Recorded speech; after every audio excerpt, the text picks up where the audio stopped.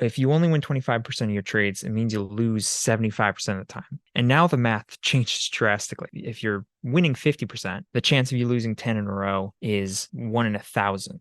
When you're losing 75% of your trades, the chance of you losing 10 in a row is like 1 in 20. That's wild. Hey everyone, welcome to the Anarchy Podcast. 99% of traders will never make consistent profits. So why listen to the 99% of advice? On this show, we're going to challenge some of the most hallowed and repeated tenets of trading, and in doing so, set you up to succeed where others fail. Spoiler alert, we don't have a secret strategy or magic wand that will let you skip out on the hard work of learning the markets, but we can debunk viewpoints that are holding you back. If that sounds good to you, come join us. Welcome to the Anarchy Podcast. This morning, we're going to be talking about risk to reward. What is it? Why does it matter? And why does it not matter? A lot of times you're going to hear people make sure you take a 1-to-2 risk reward ratio. Or if you're talking to like ICT or like SMC guys, they're going to say, you're going to have a 1-to-200 risk to reward ratio. You never need to win a trade again except for one.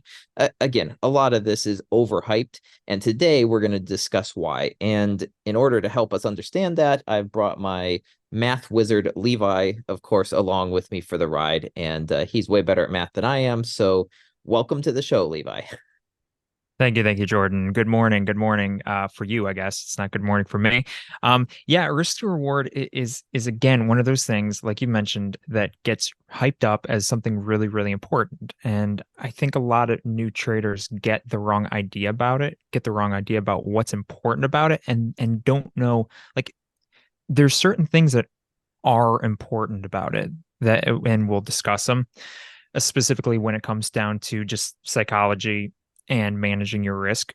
But as far as the way the actual math works out, it tends not to matter as much as people think it does. And I think a lot of people get baked into, they don't include risk to reward in the feel category. We talk about this a lot, about developing feel for the market and developing kind of an implicit understanding, and not just getting set into a set box of A plus B plus C equals trade. Don't just trade like a script could run, because otherwise you're never going to win. And I think a lot of people throw risk to reward in that same category. So they'll pick a risk to reward and that somebody told them, right? Whether that's 1-to-1 or 1-to-100. And then they just sit with that rigidly instead of developing that feel and knowing when to take, when to extend. And that can cause people a lot of problems, I think, specifically when they get into losing streaks, or when they feel like they left a lot of money on the table, or when it, market reverses, when they go, oh, I should have taken it. And people can get a lot of wrong ideas. I think that's where this becomes an important issue. And I think that's why it's important to talk about. Yeah, you bring up some great points. In our opinion, and it's a bit of a hot take, but in our opinion, risk to reward is a fluid thing. It's just something that you should be aware of. So this is where it is. Like, risk to reward, honestly, mathematically, is not really important when it comes to your trading. Risk to reward is only important when you combine it with your win rate. So win rate plus risk and reward equals then your edge, right? That gives you essentially what your edge is and shows if you do have an edge in the market over a long-term data set, right? That's not out of 1 or 2 trades. That's out of 100 trades, 500 trades. So put it this way, if you take a bunch of trades at a 1-to-1 risk to reward, even if you take them all randomly, you should win about 50-50, right? Well, if you do a risk to reward of 1-to-10, well, now the math is slightly different, but it works out the exact same. You're going to win 10 times the amount when you do win, but you're going to lose 10 times on average before you get that win, right? So the math always works out to be exactly the same. That's not where your edge comes from. And I think a lot of beginners are taught, hey, your edge comes from, it's really important, this risk to reward. And we just don't see it that way at all. Just the math always works out to be to be break even. Makes no difference in your win rate. Yeah, you'll get some big winners. Congrats. You lost 10 in a row to get there. So you don't get your edge there. Comes your edge comes in the joining of all the other different things that we talk about. Yeah, exactly. I was actually listening to Mark Douglas just this last week, and he was giving an example of why he felt risk to reward it really didn't matter either. And he brought up this example of Richard Dennis. Now, Richard Dennis was a super successful, famous trader back in the like 80s and 90s. And according to Mark Douglas, again, don't know if this is true, but this is what he said, that Richard Dennis lost 95% of his trades. 95% of his trades. And he still was over $100 million. And this was back in the 80s and 90s when 100 million was a lot more. And he did that because of his trading style. He would trade, and then when he had winners, those winners were huge winners. Now, again, this is not me being a proponent of having a, one to, what is it, 1 to 10 or 1 to 95%, 95 risk to reward ratio. But my point is that it doesn't matter, right? Like people who look at scalpers and you're doing 1 to 1, like I've seen, there's tons of comments. You go online and all the newbies are bashing on the people who are taking like 1 to 1 risk reward ratios. And the fact is, as you mentioned, it doesn't matter. You said it doesn't matter, and that's 100% correct. It doesn't matter as far as the math is concerned or your edge is concerned. The one time where it does matter and where it can make a difference, and that's why a lot of beginners probably should start with a smaller risk to reward, like 1 to 1. The reason I advise that is because if you do lose 95% of your trades, like Richard Dennis, you're going to go through drawdown periods. You're going to go through times where you lose 20 trades in a row, right? 95%. Psychologically, no, most traders do not. I would venture to say almost no trader would have the ability to lose 95% of your trades.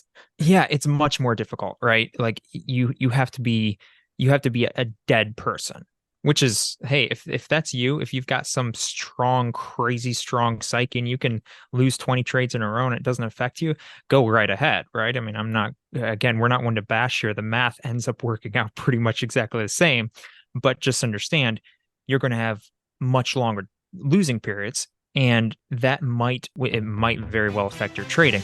Hey everyone, Levi here to quickly ask if you're finding value in the podcast. We would love it if you'd take a moment to follow the show and leave a review. It helps us out a lot and enables us to bring you the best possible content. Thanks for being part of the community. We love you guys. What it also does is it makes the risk management a little bit more difficult. If you're planning on losing 20 trades in a row, you have to be much careful with how much you're risking. Like if I'm doing a 1 to 1 risk to reward, I can risk more simply because I'm only planning on losing 1 or 2 trades before I make another win. But if you're planning it, like if you're losing 95% of your trades, you have to be much more careful with your risk management, because if you string together 20 trades in a row that are losses, you have to be prepared for your account has to be prepared to handle that, so you don't blow your entire account or your fortune by losing a bunch of trades in a row. That's the only reason going a lower risk to reward. It helps the psychology part of it and risk management for new beginners, new traders. So that's the only reason I'd advise that for newbies. Again, it's not magic. It's just because the psychology aspect of it and risk management part make a bit more sense.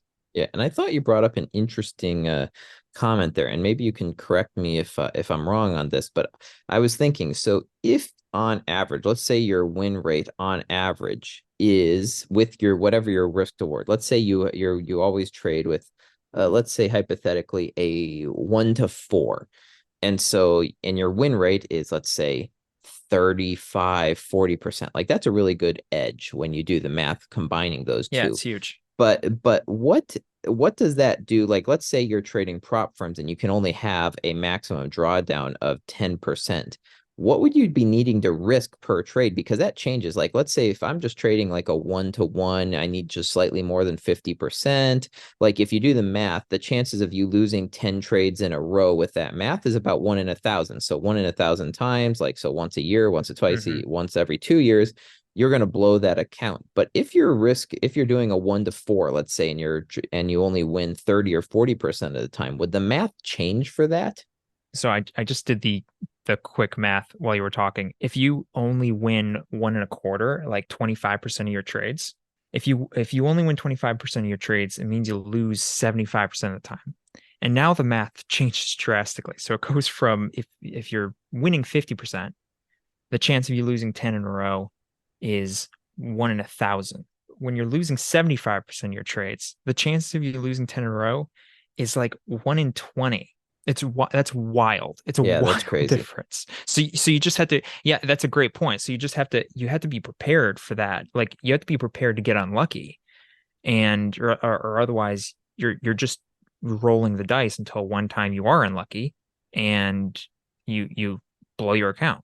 Yeah. So the key to that is just saying, it's for psychologically, especially for beginners, that's going to be hard to stomach because there's going to be like 1 in 20 times is not very many. And so that's going to happen within the first few months of you trading, even if you're doing everything correctly, right? And you're following your Hmm. edge and everything, you're still going to have times when you lose 10, 20 trades in a row. And are you prepared psychologically to handle that? Maybe, maybe not. So our recommendation again, uh, start with lower risk to reward ratios. As your trading improves, as you learn the markets, as you learn the specific things that you're trading, the various pairs and indices that you're trading, you can then tweak your risk to reward as you trade and as you learn in order to match your style and what you've learned about the markets. Yeah, and I think that's the big thing, right? Like you said, treat risk to reward as something that's fluid, that you adjust, that you use feel for, right? There's going to be a lot of times where you're going to go, "Oh man, I should have let that one run." And then there's going to be times when you let it run and it reverses back and you go, "Oh, I should have taken profit." Instead of beating yourself up about that, just remember this is something that's fluid that you need to just be learning. And there's going to be a time when you've done this long enough, if you don't treat risk to reward like a just a brick wall that you never move, you never adjust. If you treat it as something that you can learn and kind of use intuition for, over time, you'll get feel for that and you'll get better at it. There'll be times when you go, you know what, I'm going to pull it right now because I think there's a chance it bounces here. It's not looking quite right. Or hey, you know what? I think this might run. I'm going to extend it a little bit.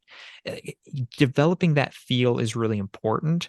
Treat risk to reward like that. It's not magic, but if you add it as part of your trading journey that you develop intuition for, you can eventually add your risk to reward as part of your edge, and it will make you slightly better than everybody else. And that's really what it comes down to.